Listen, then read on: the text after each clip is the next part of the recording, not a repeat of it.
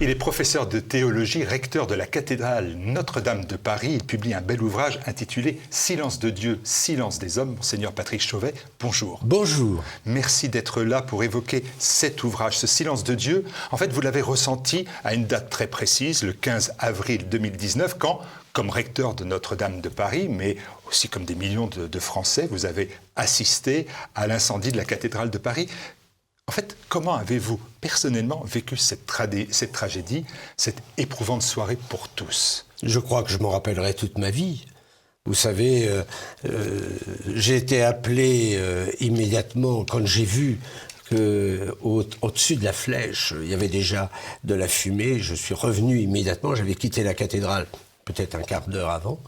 Je suis revenu, j'ai pu vérifier que tout le monde avait quitté la cathédrale et je me suis retrouvé très rapidement au fond du parvis parce que déjà avec le vent, toutes les petites flamèches partaient partout et que je ne pouvais pas risquer naturellement d'être brûlé. Et je suis resté jusqu'à minuit, le temps de voir et de suivre de très près, puisque j'étais à côté du général des pompiers qui m'informait de l'avancée du feu, des risques dramatiques. Et voilà, donc à la fois j'étais entouré de personnalités politiques, naturellement. Le président de la République, bien sûr, oui, son épouse. Le Premier ministre, Madame Hidalgo. Et puis de temps en temps, j'essayais de me mettre un peu de côté, voilà, pour avoir un peu de silence et de parler un peu au bon Dieu, parce que c'était lui que je voulais écouter. Et je lui disais, mais pourquoi? Voilà. Vraiment, je me suis posé plusieurs questions. Pourquoi, Seigneur? Parce que la cathédrale allait bien, ça marchait, si je puis dire. Voilà, on venait de faire un Dame de cœur, c'était une très belle, un très beau spectacle sur le parvis. De son et lumière. De son et lumière. C'était, voilà, tout était rayonnant. Et puis, vous voyez, en une soirée, tout ce qui paraissait fort, grand, puissant, ça disparaît. Pourquoi, Seigneur? Il y a beaucoup de catholiques, bien sûr, et même au-delà des catholiques qui se sont posés cette question comme vous. Pourquoi, Seigneur? Pourquoi ça arrive comme cela? Et vous avez une réponse qui n'est pas une réponse totalement satisfaisante. Vous dites la seule réponse en ce jour-là fut le silence de Dieu, son silence. Et ben voilà, parce que naturellement, j'aurais pu entendre des voix, mais remarquez, je préfère maintenant, avec le recul, ne pas avoir entendu des voix. Mais c'est vrai que je n'ai pas eu de réponse.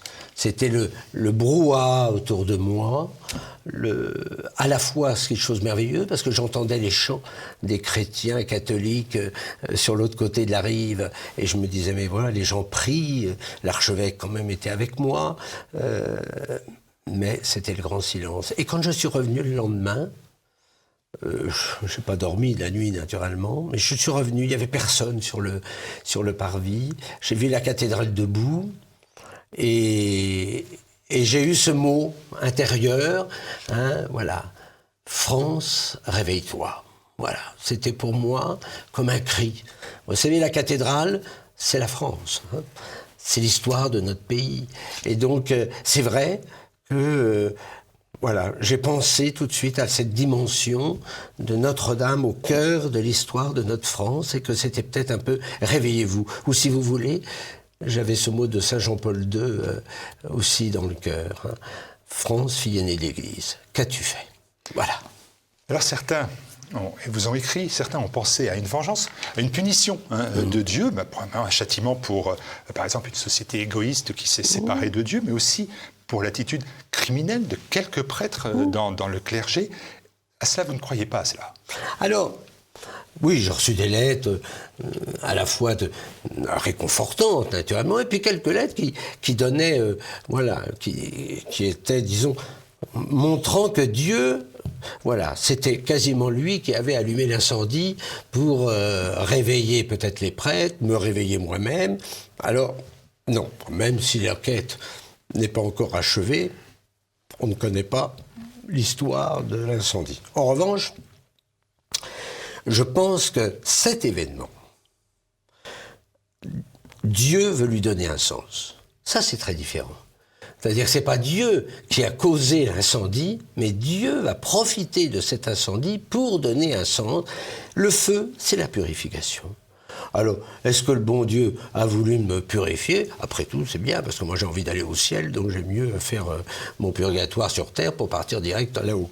Mais je pense qu'il y avait...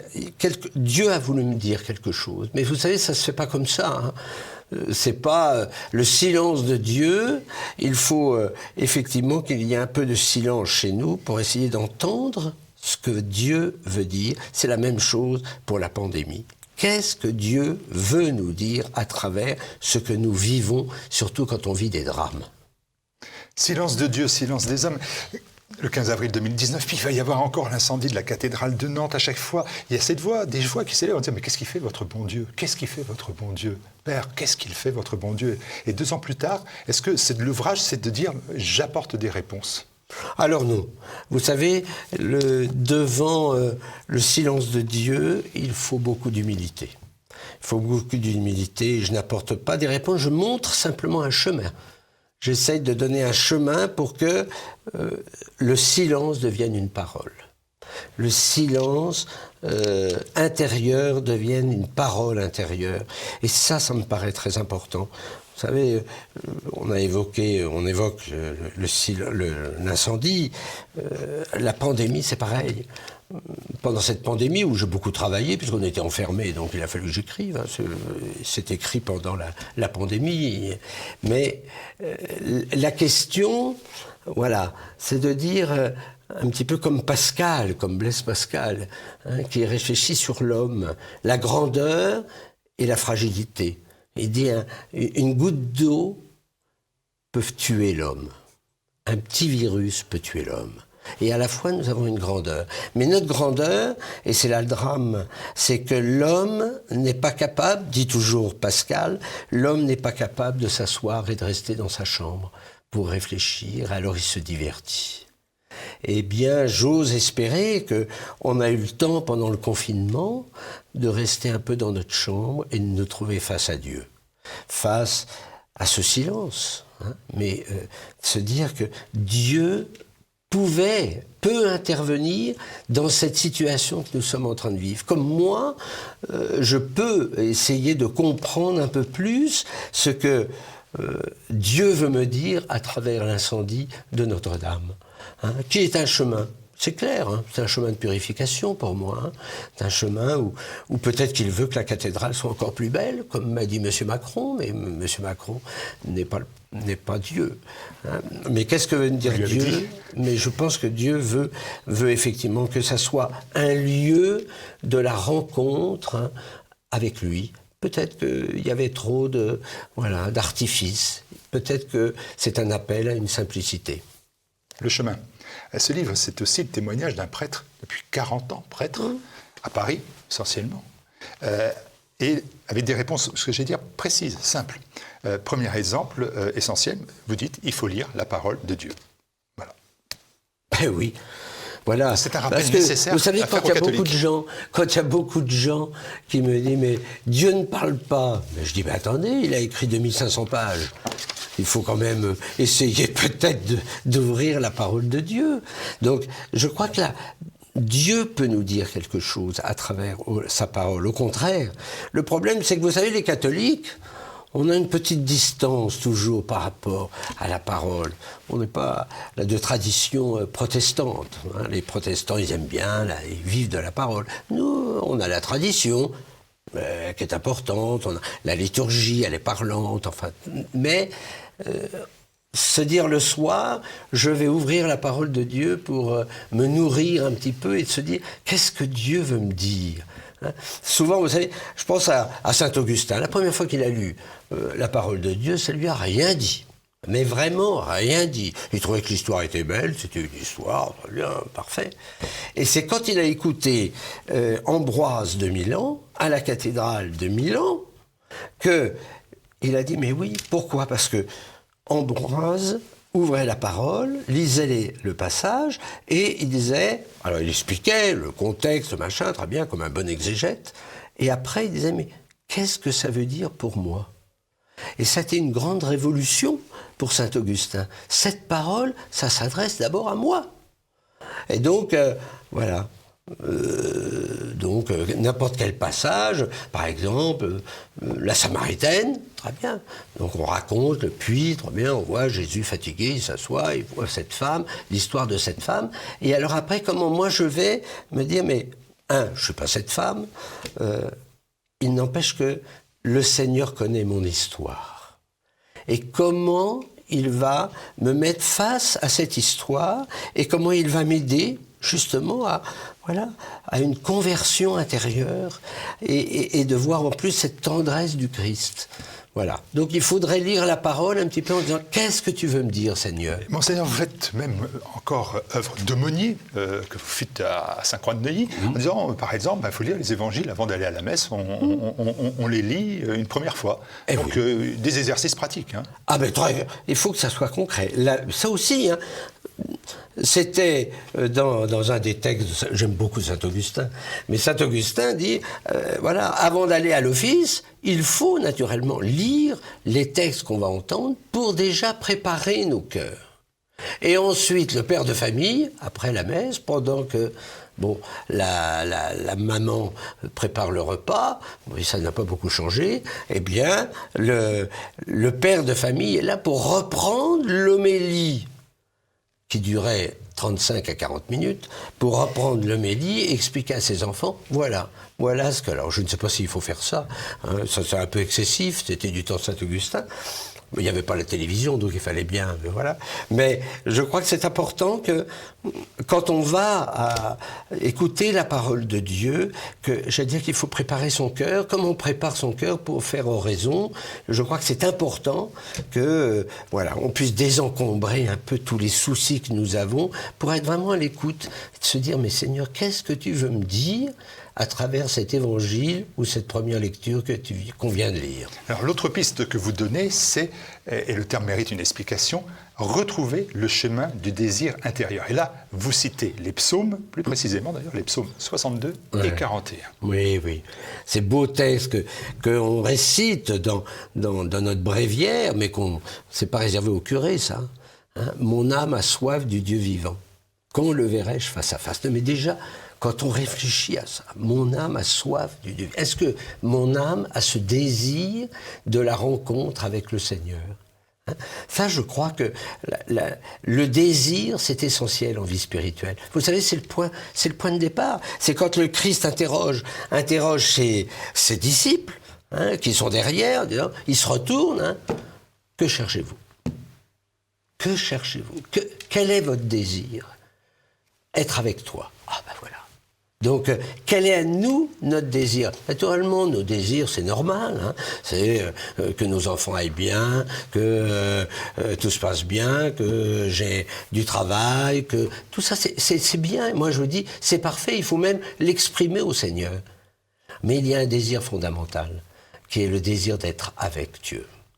Quel est ce désir? Est-ce que j'ai envie d'être avec... Vous savez, de temps en temps, non pas parce que je suis plus jeune, mais c'est vrai que de temps en temps, je dis au Seigneur, mais qu'est-ce que je serais bien avec toi? Et donc il y a un peu un désir, je ne suis pas du tout dépressif, loin de là, mais un peu comme saint Paul qui dit, moi, je veux être avec toi. Toute ma vie, c'est d'être avec toi, Seigneur. Et donc, pour l'instant, je suis sur terre et donc j'essaie de continuer le travail qu'il me confie. Mais voyez, ce désir d'être avec le Seigneur, pour moi, c'est quelque chose qui est essentiel. Voilà. Et donc, on comprend un peu aussi notre prière. Hein. La prière, ta prière, c'est ton désir, dit encore saint Augustin. C'est-à-dire, si je désire, je prie. Pour entendre Dieu, vous dites la prière. Et la prière, elle prend pas assez de place dans notre vie, dites-vous. Et vous avez d'ailleurs des mots assez sévères. On se demande si nous avons le droit de perdre du temps pour Dieu. Nous sombrons dans l'activisme, nous nous imposons des urgences qui, si je comprends bien, nous éloignent de l'essentiel. Naturellement. Je pense que nous sommes dans un monde beaucoup trop actif.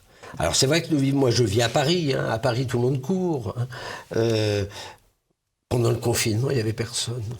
Mais ça a été c'était une grâce, quand même, là, de pouvoir voir les canards qui marchaient dans la rue, Et moi, j'allais tous les jours, naturellement, à Saint-Germain, l'Auxerrois. Mais c'est vrai que, voilà, on est dans une ville où on court. Et quand on n'a rien à faire, on se demande qu'est-ce qui se passe. Donc ça, c'est le propre. Je pense qu'en province et à la campagne, on a beaucoup plus le bon sens. Mais voilà, de se dire, est-ce que j'ai le droit, parce que j'entends des gens me dire « Mais mon père, il y a tellement de choses à faire, même pour de bonnes raisons. Il faut que j'aille voir les malades, il faut que je distribue à manger aux pauvres. » Mais attendez, Saint Vincent de Paul, il disait à ses filles hein, « Faites oraison, vous devez faire oraison. » Si à la porte, il y a un enfant qui a été déposé, vous allez le recueillir, vous vous en occupez. Mais ce qu'on oublie de dire, c'est que mais après, vous revenez pour continuer de prier. Action, contemplation ne s'opposent pas. Or, aujourd'hui, on est plutôt dans l'action. Voilà, dans l'action, parce qu'il faut faire. Le problème, c'est que le chrétien, c'est celui qui est d'abord avec le Seigneur et non pas qui fait des choses. Mais ça a été toujours un peu une tendance. Vous savez, c'est Marthe et Marie. Marthe qui est en cuisine et Marie qui est à ses pieds, aux pieds du Seigneur. Est-ce qu'il faut être au pied du Seigneur? Un jour, je racontais que je prêchais là-dessus en Bretagne, voilà, dans mon coin de Bretagne, et je disais, je défendais Marthe. Parce que je disais, mais enfin, la pauvre Marthe, quand même, le Seigneur est un peu dur. Il était bien content d'avoir un bon poulet frites après. Et alors, il y a quelqu'un qui m'a insulté. Ah, mon père, mais comment vous pouvez aller contre Jésus? Enfin, bref, voilà. Bon, j'ai été aussi invité par d'autres Marthes qui me disaient, mais bon. Et puis, la semaine suivante, j'ai essayé de reprendre en disant, il y a quelqu'un dans l'Évangile qui est à la fois Marthe et Marie. Et alors, il y a une petite fille qui se tourne vers sa grand-mère et qui dit à voix haute, en tout cas, c'est sûrement pas toi, mamie. Oh là là là, c'était épouvantable. Oui, c'est la Vierge Marie, qui était à la fois Marthe et Marie. Elle était au pied du Seigneur et en même temps, elle a élevé et elle a donné le meilleur d'elle-même à son fils. J'ai dit tout à l'heure que vous aviez été aumônier. Je vous trouve beaucoup moins aumônier quand vous dites que vous faites le constat qu'il est dur de prier, vous le faites, et vous dites, dans un autre temps, n'ayons pas peur des prières arides. Oui. C'est pas paradoxal et contradictoire. Oh là là là là. Vous demandez peut-être pas, vous exigez peut-être pas des choses. C'est-à-dire que, voilà, la question c'est, quand on fait par exemple un peu oraison, c'est-à-dire cette prière un peu silencieuse, prière de recueillement, c'est vrai que parfois on a quelques extases, mais les extases, ça dure qu'un instant. Vous savez, je prends Élisabeth de la Trinité, parce que je crois que je cite Élisabeth de la Trinité. Elle, avant de rentrer au Carmel, c'était des extases, c'était merveilleux. Dès qu'elle est rentrée au Carmel, fini. La sécheresse la plus totale. Thérèse d'Avila, pendant plus de 20 ans, elle regardait sa montre, si je puis dire, parce qu'il n'y avait pas de montre, mais elle entendait la cloche. Et les oraisons, c'était 2 fois 1 heure. Et elle attendait parce que, vraiment, il n'y avait rien. Donc, j'allais dire, le lot de tout priant, c'est quand même beaucoup de sécheresse. Alors, c'est vrai que vous allez me dire, vous nous encouragez pas. Non, mais je vais vous le dire. Mais je pense que c'est important de savoir que l'essentiel, c'est pas de sentir. Parce que pour beaucoup de gens, ils me disent, mais moi je ne ressens rien. Il faut rien ressentir. Il faut être là. Hein, comme une bûche devant le Seigneur. Mais Thérèse d'Avila dit, voilà, vous êtes comme une bûche, mais sachez que la bûche, à l'intérieur, voilà, elle chauffe. Voilà, donc on est là, on met quelques brindilles. Ça, c'est le catéchisme de l'Église catholique qui dit ça. C'est beau, ce passage sur la prière. Voilà, on nourrit ce foyer d'amour en nous. On ne ressent rien, tant mieux. Je raconte encore cette belle histoire d'un moine qui, histoire vraie, qui pendant 50 ans voulait absolument ressentir quelque chose. Il n'avait rien. Et le jour de ses 50 ans de sacerdoce, le père abbé, donc on fait une fête, une très belle fête quand même, c'est 50 ans de fidélité. Et à la fin, tout est rangé, on chante le grand salvé, le père abbé, voilà, bénit tout le monde, et hop, un frisson. Oh, le pauvre moine, il dit « Merci Seigneur, il fallait que j'attende 50 ans pour voir que tu étais là, que j'ai senti ta présence. » Après, station devant la statue de la Vierge, hop, frisson. « Oh, merci Seigneur, mais vraiment je ne demandais pas tant. » Il rentre dans sa cellule, hop, frisson. Oh ben non, monseigneur, c'est excessif, je sais bien que ce sont mes noces d'or, mais quand même, je ne pouvais pas imaginer. Et hop, il reprend le dessus, il se met en pyjama, frisson. Il dit là, je vais demander au frère infirmier. Il avait plus de 42 fièvres. Le drame. On revient au drame de l'incendie de la cathédrale, et bien évidemment aussi à l'épidémie qui nous ont et qui vous ont amené à écrire aussi cet ouvrage. Vous dénoncez fermement, sur page 44, les politiques qui affirment que nous allons vivre après la pandémie une autre époque. Vous dites, ben non, il y a des règles et il y a des choses qu'il va falloir faire avant, par exemple, que Dieu retrouve toute sa place dans cette société qu'il a évacuée. Mais voilà. Ça, pour moi, c'est... Non, mais c'était... Le président de la République avait dit qu'il y aura un avant et un après. Ben, l'après, j'espère que ça sera l'avant restauré. C'est-à-dire que cette pandémie, qu'est-ce que ça veut dire? Ça veut dire que le Seigneur veut nous rappeler notre fragilité, notre vulnérabilité, et veut nous rappeler qu'on avait construit un monde où l'homme était l'apprenti sorcier, où Dieu a été évacué. Peut-être que le Seigneur veut quand même nous dire, à travers tout ce que nous sommes en train de vivre, les gars, arrêtez, j'existe. Et donc, vous allez peut-être retrouver le bon sens. Moi, je pense qu'on a perdu un peu le bon sens. Et donc, le Seigneur se sert de cet événement, c'est pas lui qui a causé, on connaît, ce sont les Chinois, mais il n'empêche que lui, il se sert de cet événement, comme on lit dans la Bible, en disant...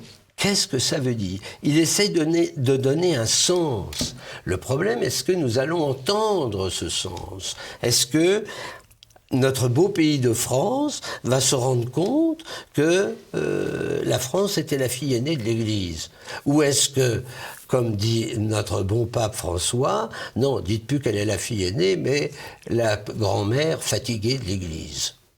Et là, vous dites que pour qu'elle soit la fille aînée de l'Église, il faut que l'homme retrouve sa dignité, il faut qu'il n'y ait plus de course effrénée au profit, qui est le seul moteur de l'économie, que l'on retrouve nos valeurs. Vous dites même pourquoi avoir supprimé les valeurs de nos racines chrétiennes? Naturellement. C'est très politique comme propos. Oui, mais je les assume. C'est-à-dire que je crois que c'est effrayant de se dire que nous avons enlevé j'allais dire, les racines de notre culture. C'est-à-dire que, vous savez, je suis un éducateur. Avant tout, j'étais prof avant d'entrer au séminaire. Le drame de notre pays aujourd'hui, c'est que nous n'arrivons plus à transmettre notre culture et la culture de notre nation. Et un peuple qui ne transmet plus la culture est un peuple qui forme des barbares. Et ces barbares nous tueront. Je crois qu'on y est. Quand je vois la violence autour de nous, je me dis, mais qu'est-ce qui se passe? Pourquoi nos jeunes réagissent comme ça? Mais tout simplement parce qu'ils n'ont plus cette culture, parce qu'on ne la transmet plus. Ou si on la transmet, ils ne la reçoivent plus. Alors ça, c'est un autre problème et un autre débat. Mais moi, je me dis au moins, est-ce que nous la transmettons? Je pense qu'on a perdu vraiment le bon sens. Il y a quelques années, j'avais écrit un autre ouvrage sur le bon sens de l'éducation, parce que je trouve qu'on fait tout à l'envers. Alors je me dis, pour notre pays, ce que nous sommes en train de vivre, est-ce que ça sera la chance de dire, mais peut-être faut-il retrouver un petit peu, non plus la course au profit, mais former des êtres de communion plus que des êtres de compétition. Le 15 avril prochain, ce sera bien évidemment le 2e anniversaire, si l'on peut dire, de l'incendie de Notre-Dame. Comment se porte l'édifice? Comment se porte votre cathédrale? Alors, la cathédrale. La cathédrale, on est encore dans ce qu'on appelle une période de sécurisation, parce qu'elle a été quand même très fragilisée par l'incendie. Dès le lendemain, les compagnons du devoir sont venus précisément pour essayer d'étayer un peu l'ensemble de l'édifice pour qu'il ne tombe pas. Et on a passé presque 6 mois à enlever cet échafaudage qui était au-dessus de la cathédrale et qui menaçait naturellement l'édifice. Maintenant, on a fini ce passage. On est au niveau de prendre conscience de l'état des lieux. Donc on a mis un plancher sur la cathédrale et on regarde un peu l'état des pierres. Comment elles ont résisté ou pas résisté à ces 800 degrés qu'il y a eu pendant l'incendie. Alors il y a des pierres cassées, donc ça il va y avoir des tailleurs de pierre pour les refaire. Il y a cette grande voûte centrale qui est un trou béant hein. Et donc, c'est un travail qui va être très délicat, et on s'est aperçu que toutes les voûtes ont été quand même fragilisées par l'eau des pompiers, l'eau de la pluie, et ça a donné une sorte de sel et ça a abîmé un peu les voûtes, donc il va falloir consolider les autres voûtes, ce qu'on n'avait pas prévu au départ, mais bon, il faut refaire. On est en train à l'intérieur de faire des sondages, par exemple, on est en train d'essayer le nettoyage de la cathédrale. Je peux vous dire que ce sera superbe. Tout sera blanc comme neige. Donc là, pour le coup, j'aurai une belle cathédrale. On est en train dans les chapelles du déambulatoire, on est en train de commencer à nettoyer un peu les fresques qui dataient de Viollet-le-Duc.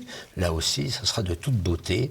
Donc là, je me régale parce que ça, c'était un de mes souhaits, de nettoyer tout cela. Le président de la République vous étiez aux côtés du président de la République à ce moment-là, quand il prononce ces paroles. Il dit qu'il faudra 5 ans pour restaurer la cathédrale. Est-ce que vous pensez que ces 5 ans sont, à l'aune des informations dont vous disposez, un délai convenable, concevable? Eh bien, écoutez, c'est de l'ordre de l'espérance. C'est clair. 1300 chaînes sont nécessaires pour reconstruire la cathédrale. Là aussi, il y a des petites polémiques qui naissent. On va en parler d'autres. C'est 1300 chaînes sur les 500 000 chaînes qui existent en France. Et pourtant, les gens qui disent, mais voilà, 1300 chaînes centenaires pour une cathédrale, est-ce qu'on ne peut pas faire autrement autre chose? Ah, alors là, j'ai défendu, quant à moi, la forêt, parce qu'on appelait la forêt. Hein. Je l'ai défendu, pourquoi? Parce que je pense qu'on doit respecter le travail des bâtisseurs de cathédrales. Et puis, je veux absolument, et je l'ai dit au président Macron, peut-être 10 jours après l'incendie, quand on était à l'Élysée, je dis, de ce drame, il faut en faire un lieu de transmission. Et je veux que les jeunes puissent découvrir le travail des compagnons et le travail des charpentiers, comme le travail des tailleurs de pierre ou des ferronniers d'art. Et ça, je crois que c'est important. Les jeunes vont pouvoir regarder tout simplement comment ces gens-là travaillent avec leurs mains, parce que j'entends les compagnons me dire mais il va falloir susciter des vocations parce que nous on en a besoin. Donc je tenais à ce qu'on retrouve. Et puis vous savez, je me suis promené pas des journées entières, mais enfin j'allais de temps en temps dans la forêt pour voir, voilà, tellement c'était beau, l'odeur, vous savez. Et je suis très heureux qu'on puisse se refaire, parce qu'on sait la refaire. Hein. Ça serait un autre... On sait la refaire, on l'a en 3D, on a toutes les dimensions au millimètre près, donc on va refaire exactement à l'identique. Je pense que c'est la transmission d'un patrimoine, le respect. C'est comme lorsqu'on avait lancé le projet, enfin le président avait lancé le projet de faire une flèche, un concours. Mais on a reçu tellement de cas de flèches hallucinantes et extravagantes que c'était très clair qu'on allait refaire à l'identique.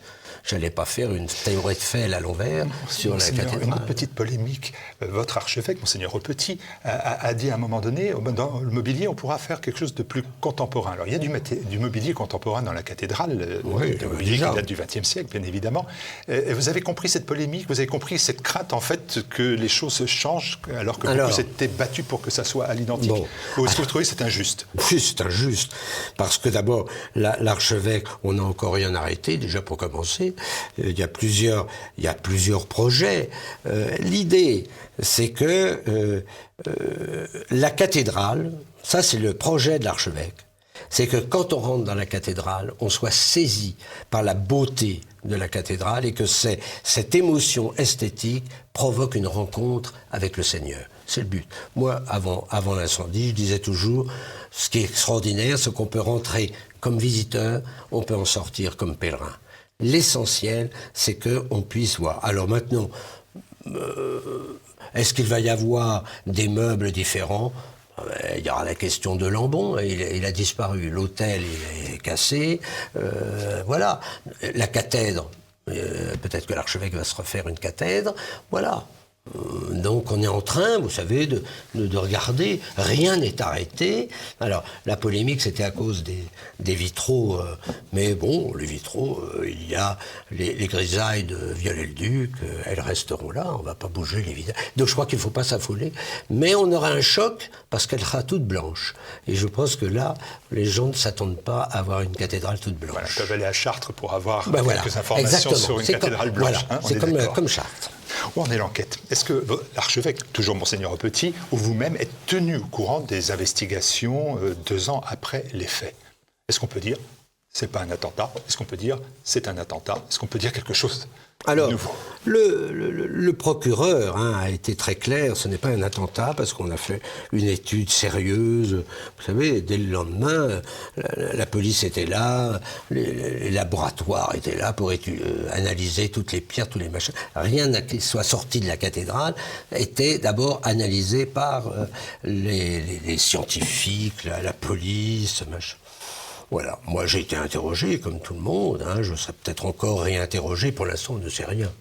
On n'a pas avancé donc on pourrait penser à un acte volontaire, à des actes involontaires. Je pense que c'est peut-être une succession d'actes involontaires, voilà, peut-être d'imperfections, je ne sais pas, mais voilà, en tout cas, sachez qu'on n'a pas trouvé le criminel et que si c'est c'est pas moi. Vous ne vous attendiez pas à devenir administrateur de la paroisse Saint-Germain-l'Auxerrois. Alors c'est dans le 1er arrondissement de Paris, c'est en face du Louvre, je le dis, ceux qui ne sont pas parisiens. Mais alors, pourquoi ce repli vers Saint-Germain-l'Auxerrois, qui n'a pas les capacités d'accueil de grandes églises à Paris? Je pense par exemple à Saint-Sulpice, où vous êtes retrouvé dès le lendemain ou le surlendemain. Voilà. Alors Saint-Sulpice a l'avantage d'être effectivement la plus grande église de Paris. Donc on peut être 3000. Là, avec la Covid, on n'est plus que 800. Mais c'est vrai que... pourquoi avons-nous choisi? Parce que, d'abord, Saint-Germain-l'Auxerrois est une très belle église. Donc d'un point de vue esthétique, on est gâté. C'est l'église royale, puisqu'on est en face du Louvre, et c'est une église qui est bien éclairée. Nous avons, nous, tous les soirs, cathéo. Et c'est important parce que beaucoup de gens du monde entier regardent ces célébrations et il fallait installer les caméras d'une manière fixe. Ça coûterait trop cher d'avoir des techniciens. Donc elles sont installées, ce que on ne pouvait pas faire à Saint-Sulpice, parce que c'est une paroisse, il y a un curé, on l'envahit pour les grandes célébrations, on ne peut pas l'envahir tous les jours. Et d'autre part, l'église, c'est difficile à filmer. Donc la première raison, c'était ça. Deuxième raison, c'est que c'est une paroisse, le curé partait. Et c'était important que la cathédrale ait un lieu pour sa liturgie. Pourquoi? Pour le savoir-faire, et c'est-à-dire surtout pour la maîtrise. Nous avons une grande école de musique. La maîtrise, c'est pas uniquement... moi, je faisais partie d'une maîtrise à Sainte-Croix-de-Neuilly, les petits chanteurs et tout. Là, c'est une école où les jeunes passent 6 heures par semaine de musique, dans les horaires aménagés avec leur école. C'est une école qui prépare des professionnels. Donc, il fallait pas perdre ce savoir-faire.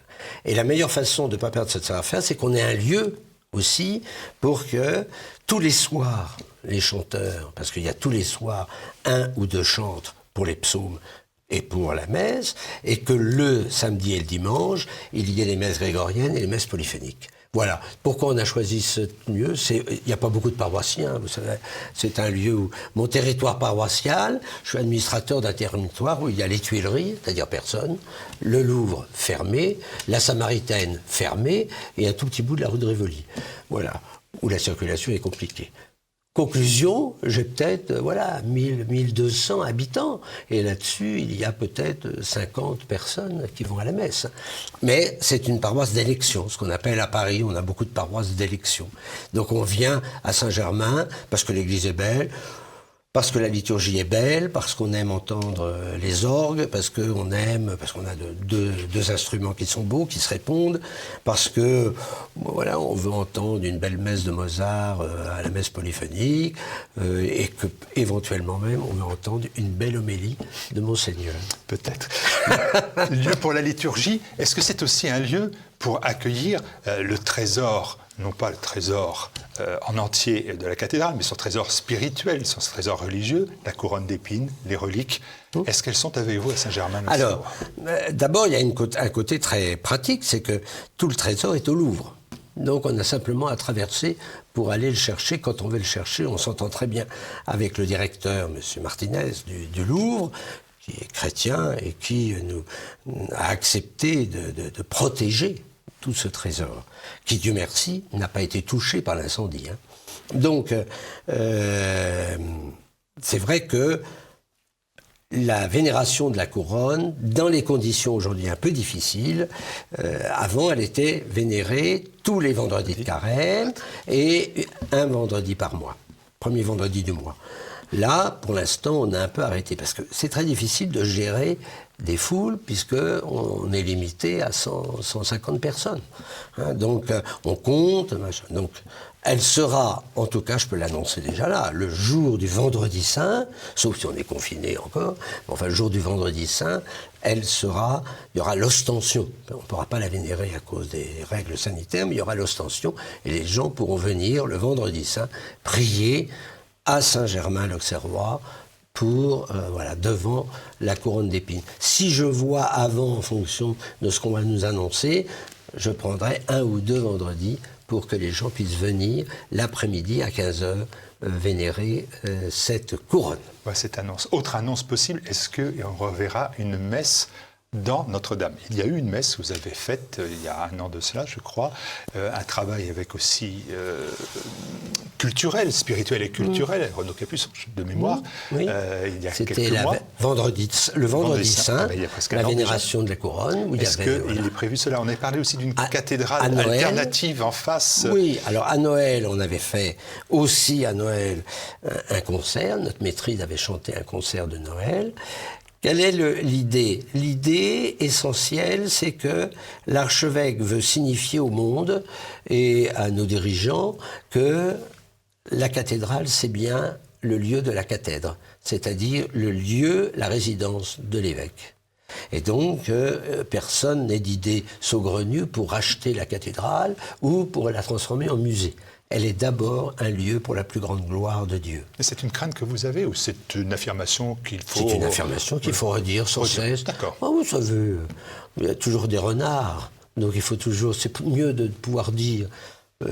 Donc, la première messe casquée, rappelez-vous, c'était le jour de la dédicace. Donc ça avait été le premier temps. Deuxième temps, c'était le vendredi saint. Je crois que c'était important. Il y a eu une célébration, mais pas en public, au mois de juin, la veille des ordinations. C'est-à-dire que les jeunes prêtres, enfin les futurs prêtres qui étaient ordonnés le lendemain, n'ont pas été ordonnés naturellement dans la cathédrale. Et on avait pensé avec l'archevêque que ça serait bien de pouvoir chanter les vêpres. Alors ils sont rentrés, ils ont eu la chance et la joie intérieure de venir dans la cathédrale chanter les vêpres avant leur ordination, qu'ils aient un lien, voilà, avec Notre-Dame. Et puis, alors, je pense que cette semaine sainte, on va essayer de faire quelque chose, je ne sais pas encore quoi exactement.